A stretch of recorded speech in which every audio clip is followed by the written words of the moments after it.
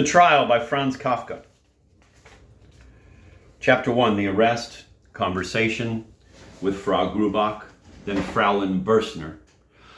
Someone must have been telling lies about Joseph K., for without having done anything wrong, he was arrested one fine morning. His landlady's cook, who always brought him his breakfast at 8 o'clock, failed to appear on this occasion. That had never happened before. Kay waited for a little while longer, watching from his pillow the old lady opposite, who seemed to be peering at him with a curiosity unusual even for her. But then, feeling both put out and hungry, he rang the bell. At once there was a knock at the door, and a man entered whom he had never seen before in the house. He was slim and yet well knit. He wore a closely fitting black suit furnished with all sorts of pleats, pockets, buckles, and buttons, as well as a belt. Like a tourist's outfit, and in consequence looked eminently practical, though one could not quite tell what actual purpose it served. "Who are you?" asked Kay, half raising himself in bed, but the man ignored the question, as though his appearance needed no explanation, and merely said, "Did you ring?" "Anna is to bring me my breakfast," said Kay, and then studied the fellow silently and carefully, trying to make out who he could be. The man did not submit to this scrutiny for very long, but turned to the door and opened it slightly so as to report to someone who was evidently standing just behind it. "He says Anna is to bring him his breakfast." A short guffaw from the next room came in answer, and it rather sounded as if several people had joined in. Although the strange man could not have learned anything from it that he did not know already, he now said to Kay, as if passing on a statement, "It can't be done." "This is news indeed," cried Kay, springing out of bed and quickly pulling on his trousers. "I must see what people these are next door, and how Frau Grubach can account to me for such behavior." Yet it occurred to him at once that he should not have said this aloud, and that by doing so he had in a way admitted the stranger's right to superintend his actions. Still, that did not seem important to him at the moment. The stranger, however, took his words in some such sense, for he asked, "Hadn't you better stay here?" "I shall neither stay here nor let you address me until you have introduced yourself." "I meant well enough," said the stranger, and then of his own accord threw the door open. In the next room, which Kay entered more slowly than he had intended, everything looked at first glance almost as it had the evening before. It was Frau Grubach's living room. Perhaps among all the furniture, rugs, china, and photographs with which it was crammed, there was a little more free space than usual. Yet one did not perceive that at first, especially as the main change consisted in the presence of a man who was sitting at the open window reading a book, from which he now glanced up. "You should have stayed in your room. Didn't Franz tell you that?" "Yes, but what are you doing here?" asked Kay, looking from his new acquaintance to the man called Franz, who was still standing by the door, and then back again. Through the open window he had another glimpse of the old woman who, with truly senile inquisitiveness, had moved along to the window exactly opposite, in order to go on seeing all that could be seen. "I'd better get Frau Grubach," said Kay, as if wrenching himself away from the two men, though they were standing at quite a distance from him, and making as if to go out. "No," said the man at the window, flinging the book down on the table and getting up. "You can't go out. You are arrested." "So it seems," said Kay. "But what for?" he added. "We are not authorized to tell you that. Go to your room and wait there. Proceedings have been instituted against you, and you will be informed of everything in due course. I am exceeding my instructions in speaking freely to you like this, but I hope nobody hears me except Franz, and he himself has been too free with you, against his express instructions. If you continue to have as good luck as you have had in the choice of your warders, then you can be confident of the final result." Kay felt he must sit down, but now he saw that there was no seat in the whole room except the chair beside the window. "You'll soon discover that we're telling you the truth," said Franz, advancing toward him simultaneously with the other man. The latter overtopped Kay enormously and kept clapping him on the shoulder. They both examined his nightshirt and said that he would have to wear a less fancy shirt now, but that they would take charge of this one and the rest of his underwear, and, if his case turned out well, restore them to him later. "Much better give these things to us than hand them over to the depot," they said. "For in the depot there's lots of thieving, and besides, they sell everything there after a certain length of time, no matter whether your case is settled or not, and you never know how long these cases will last, especially these days. Of course, you would get the money out of the depot in the long run, but in the first place, the prices they pay you are always wretched, for they sell your things to the best briber, not the best bidder. And anyhow, it's well known that money dwindles a lot if it passes from hand to hand from one year to another." Kay paid hardly any attention to this advice. Any right to dispose of his own things which he might possess he did not prize very highly. Far more important to him was the necessity to understand his situation clearly, but with these people beside him he could not even think. The belly of the second warder, for they could only be warders, kept butting against him in an almost friendly way. Yet if he looked up, he caught sight of a face which did not in the least suit that fat body, a dry, bony face with a great nose twisted to one side, which seemed to be consulting over his head with the other warder. Who could these men be? What were they talking about? What authority could they represent? Kay lived in a country with a legal constitution. There was universal peace. All the laws were in force. Who dared seize him in his own dwelling? He had always been inclined to take things easily, to believe in the worst only when the worst happened, to take no care for the morrow even when the outlook was threatening. But that struck him as not being the right policy here. One could certainly regard the whole thing as a joke, a rude joke which his colleagues in the bank had concocted for some unknown reason. Perhaps because this was his 30th birthday. That was, of course, possible. Perhaps he had only to laugh knowingly in these men's faces and they would laugh with him. Perhaps they were merely porters from the street corner. They looked very like it. Nevertheless, his very first glance at the man Franz had decided him for the time being not to give away any advantage that he might possess over these people. There was a slight risk that later on his friends might possibly say he could not take a joke, but he had in mind, though it was not usual with him to learn from experience, several occasions of no importance in themselves, when against all his friends' advice he had behaved with deliberate recklessness and without the slightest regard for possible consequences, and had in the end to pay dearly for it. That must not happen again, at least not this time. If this was a comedy, he would insist on playing it to the end.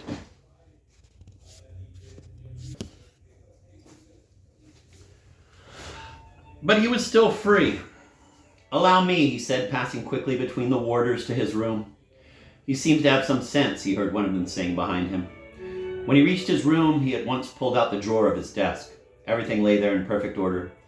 But in his agitation, he could not find at first the identification papers for which he was looking. At last he found his bicycle license and was about to start off with it to the warders, but then it seemed too trivial a thing, and he searched again until he found his birth certificate. As he was re-entering the next room, the opposite door opened and Frau Grubach showed herself. He saw her only for an instant, for no sooner did she recognize him than she was obviously overcome by embarrassment, apologized for intruding, vanished, and shut the door again with the utmost care. "Come in, do," he would just have had time to say. But he merely stood holding his papers in the middle of the room, looking at the door, which did not open again and was only recalled to attention by a shout from the warders, who were sitting at a table by the open window and, as he now saw, devouring his breakfast. "Why didn't she come in?" he asked. "She isn't allowed to," said the tall warder, "since you're under arrest." "But how can I be under arrest? And particularly in such a ridiculous fashion?" "So now you're beginning it all over again," said the warder, dipping a slice of bread and butter into the honey pot. "We don't answer such questions." "You'll have to answer them," said Kay. "Here are my papers. Now show me yours, and first of all your warrant for arresting me." "Oh, good Lord," said the warder. "If you would only realize your position, and if you wouldn't insist on uselessly annoying us two, who probably mean better by you and stand closer to you than any other people in the world." "That's so, you can believe that," said Franz, not raising to his lips the coffee cup he held in his hand, but instead giving Kay a long, apparently significant yet incomprehensible look. Without wishing it, Kay found himself decoyed into an exchange of speaking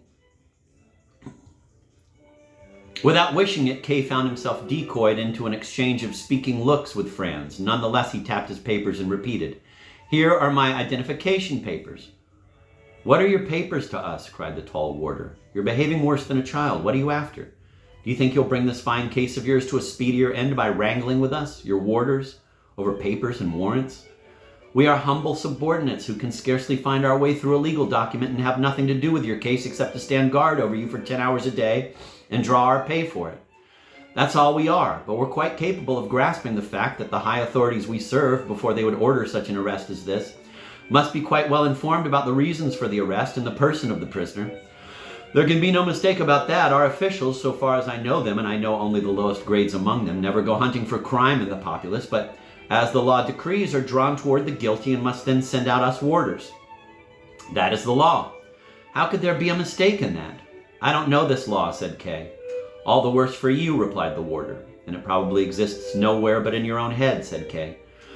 He wanted in some way to enter into the thoughts of the warders and twist them to his own advantage, or else try to acclimatize himself to them. But the warder merely said in a discouraging voice, "You'll come up against it yet," Franz interrupted. "See, Willem, he admits that he doesn't know the law, and yet he claims he's innocent." You're quite right, but you'll never make a man like that see reason, replied the other. Kay gave no further answer. Must I, he thought, let myself be confused still worse by the gabble of those wretched hirelings? They admit themselves that's all they are. They're talking of things, in any case, which they don't understand. Plain stupidity is the only thing that can give them such assurance. A few words with a man on my own level of intelligence would make everything far clearer than hours of talk with these two. He walked up and down a few times in the free part of the room. At the other side of the street, he could still see the old woman who had now dragged to the window an even older man, whom she was holding round the waist. Kay felt he must put an end to this farce.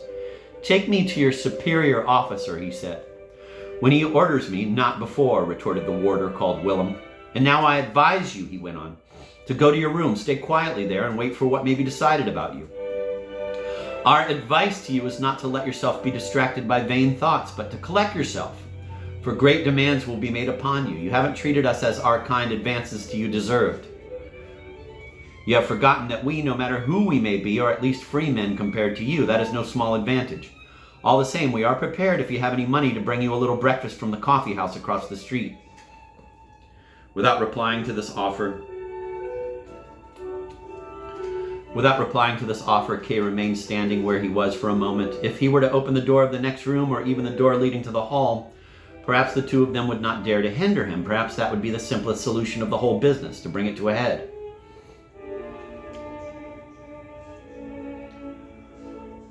But perhaps they might seize him after all, and if he were once down, all the superiority would be lost, which in a certain sense he still retained. Accordingly, instead of a quick solution, he chose that certainty which the natural course of things would be bound to bring, and went back to his room without another word having been said by him or by the warders.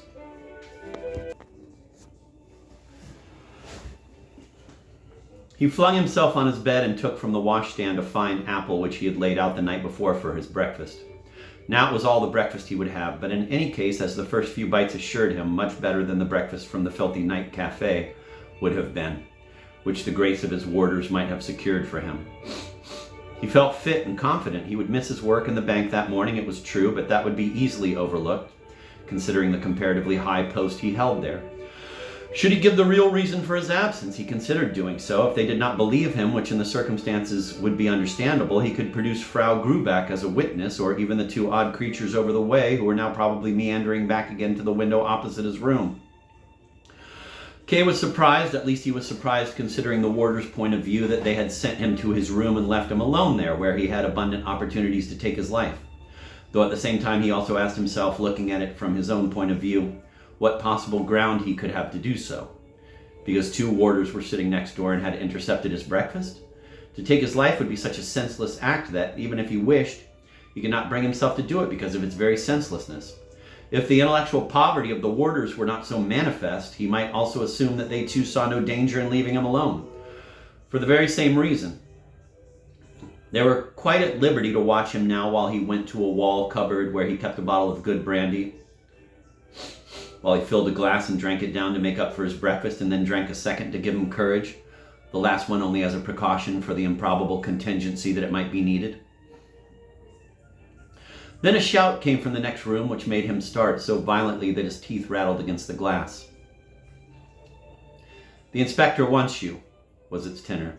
It was merely the tone of it that startled him, a curt military bark with which we would never have credited the warder Franz. The command itself was actually welcome to him. "At last," he shouted back, closing the cupboard and hurrying at once into the next room. There the two warders were standing and, as if that were a matter of course, immediately drove him back into his room again. "What are you thinking of?" they cried. "Do you imagine you can appear before the inspector in your shirt? We'll have you well thrashed, and us too." "Let me alone, damn you," cried Kay, who by now had been forced back to his wardrobe. "If you grab me out of bed, you can't expect to find me all dressed up in my best suit." "That can't be helped," said the warders, who as soon as Kay raised his voice always grew quite calm. Indeed, almost melancholy, and thus contrived either to confuse him or to some extent bring him to his senses. "Silly formalities," he growled, but immediately lifted a coat from a chair and held it up for a little while in both hands, as if displaying it to the warders for their approval. They shook their heads. "It must be a black coat," they said.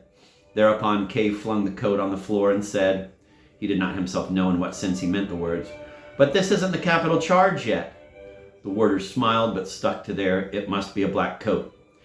"If it's to dispatch my case any quicker, I don't mind," replied Kay, opening the wardrobe, where he searched for a long time among his many suits, chose his best black one, a lounge suit which had caused almost a sensation among his acquaintances because of its elegance, then selected another shirt and began to dress with great care. In his secret heart, he thought he had managed after all to speed up the proceedings, for the warders had forgotten to make him take a bath. He kept an eye on them to see if they would remember the ducking, but of course it never occurred to them. Yet on the other hand, Willem did not forget to send Franz to the inspector with the information that Kay was dressing. When he was fully dressed, he had to walk, with Willem treading on his heels, through the next room, which was now empty, into the adjoining one whose double doors were flung open. This room, as Kay knew quite well, had recently been taken by a Fräulein Bürstner, a typist, who went very early to work, came home late, and with whom he had exchanged little more than a few words in passing. Now the night table beside her bed had been pushed into the middle of the floor to serve as a desk, and the inspector was sitting behind it. He had crossed his legs, and one arm was resting on the back of the chair. In a corner of the room, 3 young men were standing looking at Fräulein Bürstner's photographs, which were stuck into a mat hanging on the wall. A white blouse dangled from the latch of the open window. In the window over the way, the 2 old creatures were again stationed, but they had enlarged their party, for behind them, towering head and shoulders above them, stood a man with a shirt open at the neck and a reddish pointed beard, which he kept pinching and twisting with his fingers. "Joseph Kay?" asked the inspector, perhaps merely to draw Kay's roving glance upon himself. Kay nodded. "You are presumably very much surprised at the events of this morning?" asked the inspector, with both hands rearranging the few things that lay on the night table. A candle and a matchbox, a book and a pincushion, as if they were objects which he required for his interrogation. "Certainly," said Kay, and he was filled with pleasure at having encountered a sensible man at last, with whom he could discuss the matter. "Certainly I am surprised, but I am by no means very much surprised." "Not very much surprised?" asked the inspector, setting the candle in the middle of the table, and then grouping the other things round it. "Perhaps you misunderstand me," Kay hastened to add. "I mean..." Here Kay stopped and looked round him for a chair. "I suppose I may sit down?" he asked. "It's not unusual," answered the inspector. "I mean," said Kay, without further parley, "that I am very much surprised, of course, but when one has lived for 30 years in this world and had to fight one's way through it, as I have had to do, one becomes hardened to surprises and doesn't take them too seriously. Particularly the one this morning." "Why particularly the one this morning?" "I won't say that I regard the whole thing as a joke, for the preparations that have been made seem too elaborate for that. The whole staff of the boarding house would have to be involved, as well as all you people, and that would be past a joke. So I don't say that it's a joke." "Quite right," said the inspector, looking to see how many matches there were in the matchbox.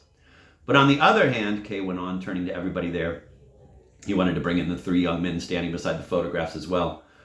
"On the other hand, it can't be an affair of any great importance either. I argue this from the fact that, though I am accused of something, I cannot recall the slightest offense that might be charged against me. But that even is of minor importance. The real question is, who accuses me? What authority is conducting these proceedings? Are you officers of the law? None of you has a uniform, unless your suit," here he turned to Franz, "is to be considered a uniform. But it's more like a tourist's outfit. I demand a clear answer to these questions, and I feel sure that after an explanation we shall be able to part from each other on the best of terms." The inspector flung the matchbox down on the table. "You are laboring under a great delusion," he said. "These gentlemen here and myself have no standing whatever in this affair of yours. Indeed, we know hardly anything about it. We might wear the most official uniforms, and your case would not be a penny the worse. I can't even confirm that you are charged with an offense, or rather, I don't know whether you are. You are under arrest, certainly. More than that, I do not know. Perhaps the warders have given you a different impression, but they are only irresponsible gossips. However, if I can't answer your questions, I can at least give you a piece of advice. Think less about us and of what is going to happen to you. Think more about yourself instead. And don't make such an outcry about your feeling innocent. It spoils the not unfavorable impression you make in other respects. Also, you should be far more reticent. Nearly everything you have just said could have been implied in your behavior with the help of a word here and there, and in any case does not redound particularly to your credit." Kay stared at the inspector, Was he to be taught lessons in manners by a man probably younger than himself? To be punished for his frankness by a rebuke? And about the cause of his arrest and about its instigator, was he to learn nothing? He was thrown into a certain agitation and began to walk up and down. Nobody hindered him, pushed back his cuffs, fingered his shirt front, ruffled his hair. And as he passed the three young men, said, "This is sheer nonsense," whereupon they turned toward him and regarded him sympathetically but gravely. At last he came to a stand before the inspector's table. At last he came to a stand before the inspector's table. "Hasterer, the lawyer, is a personal friend of mine," he said. "May I telephone him?" "Certainly," replied the inspector. "But I don't see what sense there would be in that unless you have some private business of your own to consult him about." What sense would there be in that?" cried Kay, more in amazement than exasperation. "What kind of man are you then? You ask me to be sensible and you carry on in the most senseless way imaginable yourself. It's enough to sicken the dogs. People first fall upon me in my own house and then lounge about the room and put me through my paces for your benefit. What sense would there be in telephoning to a lawyer when I'm supposed to be under arrest? All right, I won't telephone." "But do telephone if you want to," replied the inspector, waving an arm toward the entrance hall where the telephone was. "Please do telephone." "No, I don't want to now," said Kay, going over to the window. Across the street, the party of three was still on the watch, and their enjoyment of the spectacle received its first slight check. When Kay appeared at the window, the two old people moved as if to get up, but the man at the back pacified them. "Here's a fine crowd of spectators," cried Kay, in a loud voice to the inspector, pointing at them with his finger. "Go away," he shouted across. The three of them immediately retreated a few steps. The two ancients actually took cover behind the younger man, who shielded them with his massive body, and to judge from the movements of his lips was saying something which, owing to the distance, could not be distinguished. Yet they did not remove themselves altogether, but seemed to be waiting for the chance to return to the window again unobserved.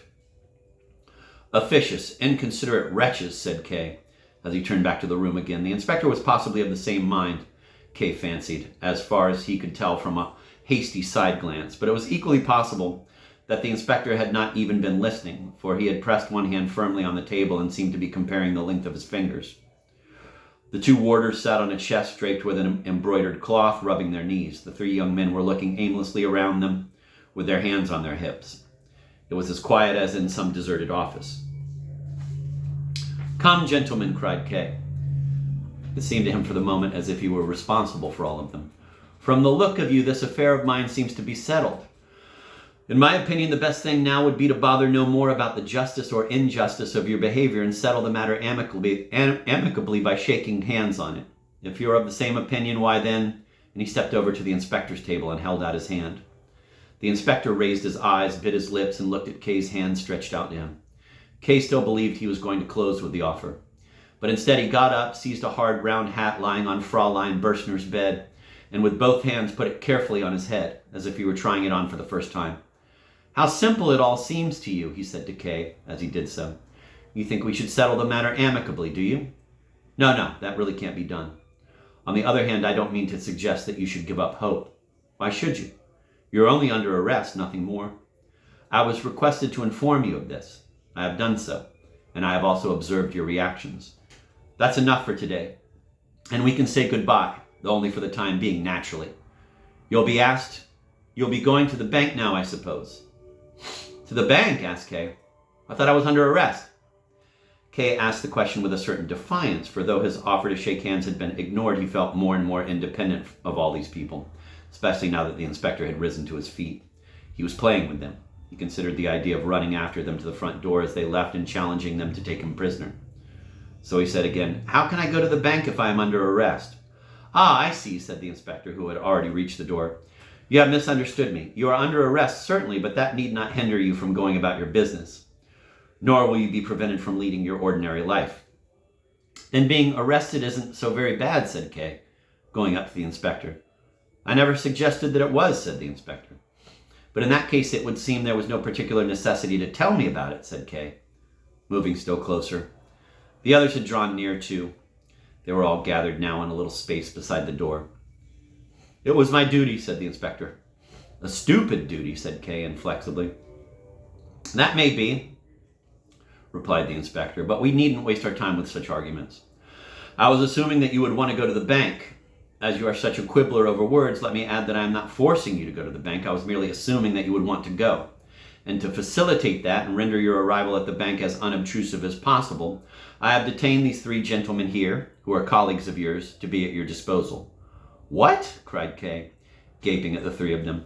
These insignificant, anemic young men whom he had observed only as a group standing beside the photographs were actually clerks in the bank, not colleagues of his.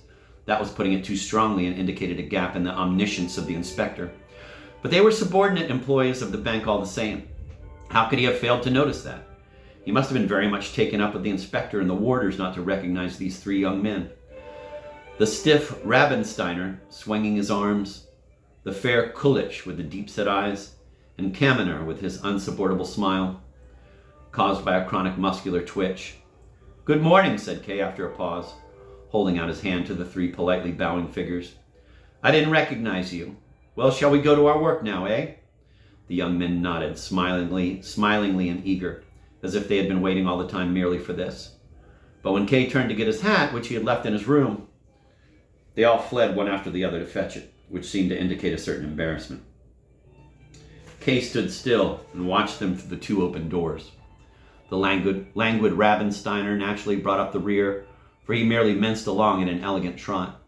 Kaminer handed over the hat, and Kay had to tell himself expressly, as indeed he had often to do in the bank, that Kaminer's smile was not intentional, that the man could not smile intentionally if he tried.